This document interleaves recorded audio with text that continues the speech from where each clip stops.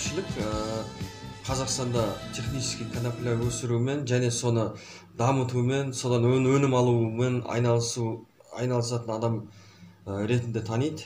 Менің көп подписчиктерім, ондай бір көп оқырмандарым жоқ, себебі көп адамдар мынандай қалай айтсам болады, әншілерге, құр бекер ойнап күлу, әзілдерге бейімделген, ғылымға негізделген бір адамдар саны өте аз. Дегенмен де бүгін ауыл шаруашылығына байланысты елдегі көк шөп тапшылығына байланысты мал түліктеріне, сосын қой және тауықтарға да болады көк шөп өсіру базасын жасақтап жатырмын. Ондағы менің ең басты мақсатым көк шөпті жеген малдарға, әсіресе сиырлардың сүті 4% майлылығы болады екен.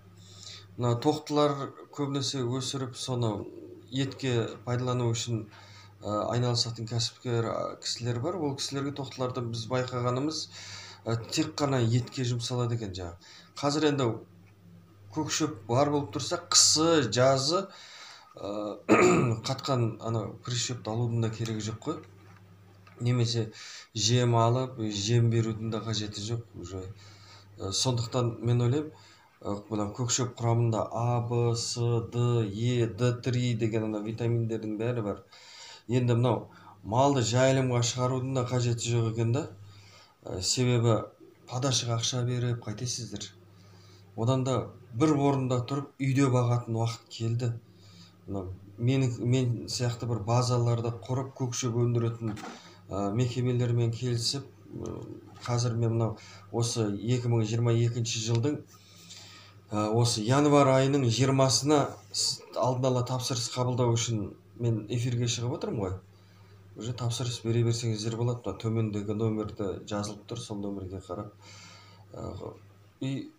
Сүттеріңіз қою болады, малды үйде асырап, ешқайда сандалтып, ақша құртпай, тек көк шөп аласыз, қысы жазы көк шөп бір орында жеп тұрады. Содан сүтін алып сатып, етін сойып сатып, кәсіппен айналысатын нағыз мүмкіндіктердің келіп отқан кезі ғой қазір. Мына қуаңшылық, жоқшылық, шөптер жоқ дегеннің арқасында жаңадан дамитын жаңа бір бақытқа көшетін уақыт келді ағайын. Сондықтан мен ойлаймын, мына төменде тұрған номерге звондап, маған уже шөпке, көк таза малға, таза экологиялық таза шөпке тапсырыс бере берулеріңізге уже болады. 20 январь күнге ағайындар біз уже бірінші партияны шығарамыз. Енді қазақ халқы ежелден осы мал шаруашылығына бейімделген адам халықпыз ғой. Енді баяғы жайылымға шығарып, жайылыммен күн көретін уақыт өтті. Менің ойымша қазір құрғақшылық кезде осындай көк шөпті тапсырыс берсеңіздер, біз сіздерге көк шөп дайындап беруге әзірміз. Мейлі жалғыз сиырыңыз бағып отқан болсаңыз, мейлі қозы бағып отырыңыз, мейлі қоян болсын, мейлі тауық болсын, барлығына жарайды. 1 килограмм аласыз ба, 10 килограмм аласыз ба, немесе тонналап аласыз ба, біз сізге дайындап беруге әзірміз. Тапсырыс беріңіздер.